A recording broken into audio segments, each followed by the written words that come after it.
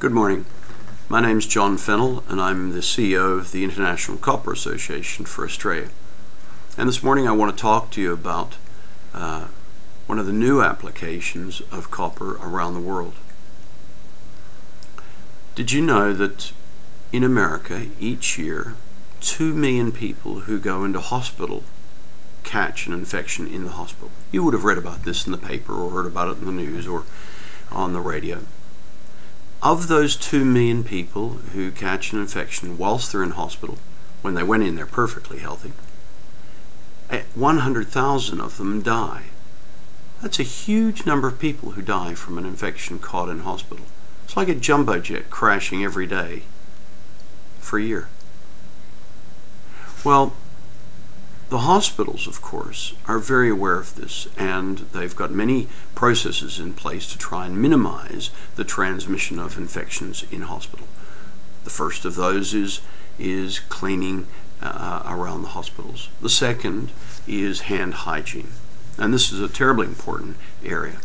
But even with the best efforts of the hospitals and the best efforts of the nurses and the cleaners and the doctors, we've still got millions of people around the world dying each year from infections they catch in the hospitals, a place they fully expect to go to get well.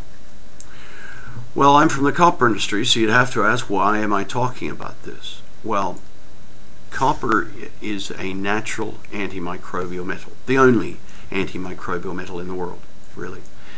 The EPA in America has now registered as it and 300 of its copper alloys as antimicrobial metals, and fundamentally, if you put a smear of C. difficile or VRE or MRSA, etc., onto a copper or copper alloy, it's dead, gone within 30 minutes, an hour to 2 hours. Whereas these pathogens can sit quite happily on materials like stainless steel or glass or plastics for 2 to 3 days. So what does this mean? Well, fundamentally, if we go into hospitals and replace the current materials, the wood, the glass, the plastic, the stainless steel, with antimicrobial copper touch surfaces, we will reduce the transmission of infections, and we will save hundreds of thousands of lives.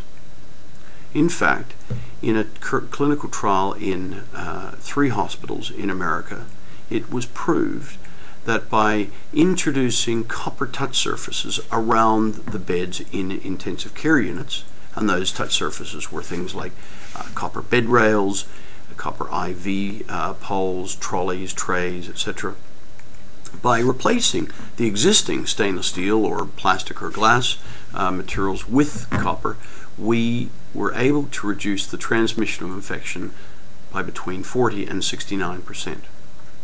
The impact of this on our health system is enormous.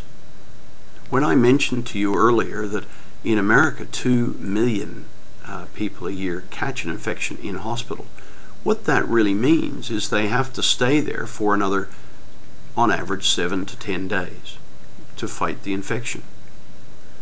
So that's potentially 14 to 20 million hospital days taken up looking after people who caught an infection in the hospital.